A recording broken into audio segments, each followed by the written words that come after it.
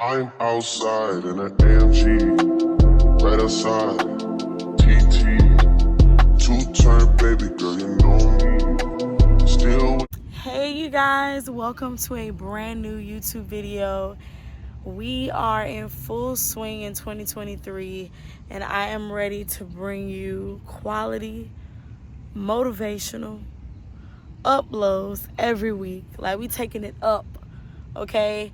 It is show up season. You're gonna hear me use that term a lot. It is show up season.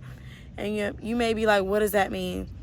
Show up season means that we are in a season we are showing up for ourselves unapologetically without the need to be codependent to anyone who is tearing down our value and wasting our time.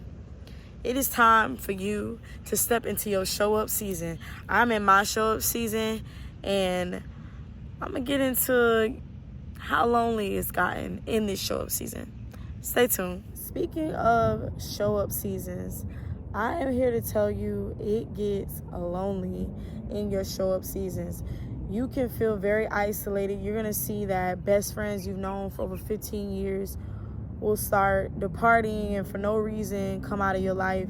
You'll notice the love of your life or the person you're dating, it seems like y'all not connected, nothing is working because, again, you made a decision to show up for yourself. When you show up for yourself, you allow anybody who is not aligned with the journey that God has put you on, you allow them to immediately flee. And fleeing doesn't mean that you wanted it to happen. It's not even going to be something you're expecting to happen. It's just going to come in an instant. And you got to be prepared to understand that it's all a part of God's plan. His plan will put us in isolation. And the more that he pushes you to show up for yourself, the more that he pushes you to speak up for yourself, you're going to notice a crazy shift in your life. And instead of feeling lonely, you're going to now realize how all this was working for your good instead of working against you. And speaking from somebody who's gone through heartbreak between last year as well as this year, heartbreak from who I thought was the love of my life, as well as heartbreak from a former best friend. And when I tell you that pain all in 1 year was one of the worst pains I've ever experienced. And it's something you really can't explain because it feels like a death, but they're still alive. And it's so overwhelming because you start to internalize and self-sabotage and say, well, what is wrong with me? What did I do wrong? Why can't they love me back the same way I love them? Like, what's wrong with me? And God had to check me and say, no, where I'm taking you, they are not aligned with the season that I'm bringing you through. They're not aligned with the person that I'm about to develop you into. They're not aligned with that. And I can't do the work that I need to do in you if they're still in your life. They are blocking what I'm trying to do. Doesn't mean they're a bad person. That doesn't mean that they're wrong for even cutting you off. It just means that I need space to do what I need to do. And I'm very strategic about who I'm allowing to be removed. And when God broke it down to me like that, I was like, okay, all right, big dog, I see where you're going with this. I understand. And I realized how much it was working for my good all along.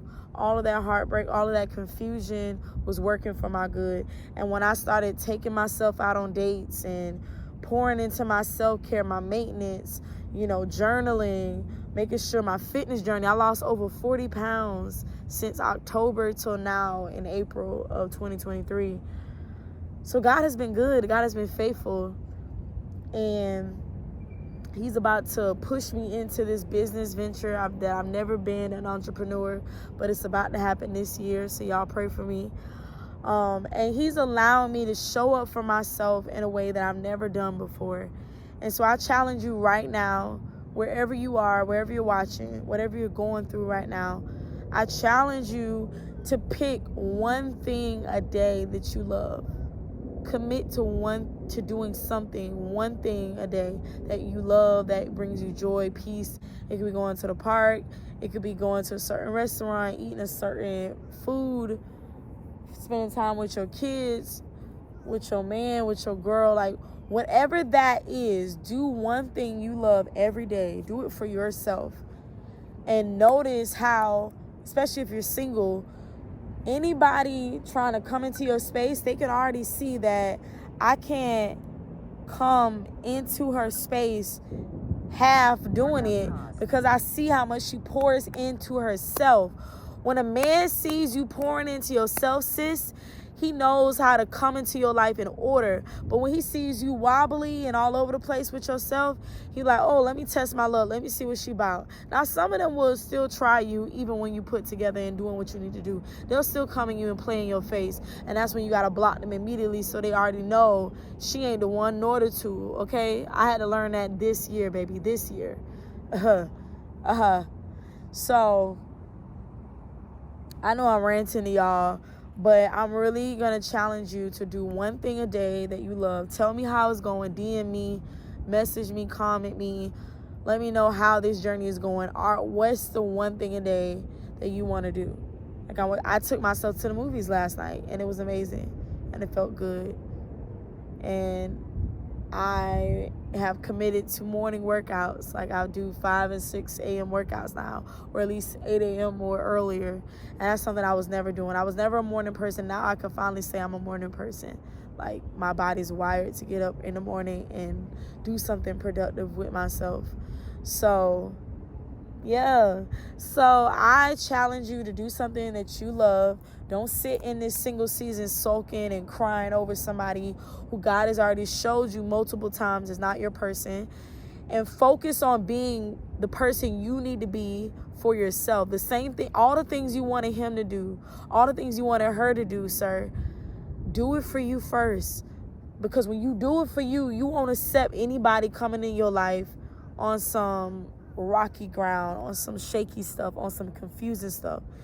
You're going to attract an energy that is sure, that is precise, that is detailed, that is consistent, that is gentle and kind. And God wants that for you. He wants that for you right now in this season. And I challenge you right now to look at yourself in the mirror and see value, see royalty, see purpose, see potential, and know that you wouldn't have made it this far. You wouldn't have survived all those attacks if God didn't want to catch you on the other side. So it's about to rain. I got to get out of here. I love you guys. This was another Silk Scarf Friday. And I hope you enjoyed this content, because I'm going to be bringing you more park talks. So I love you. I'm about to get rained on. Love you. Bye.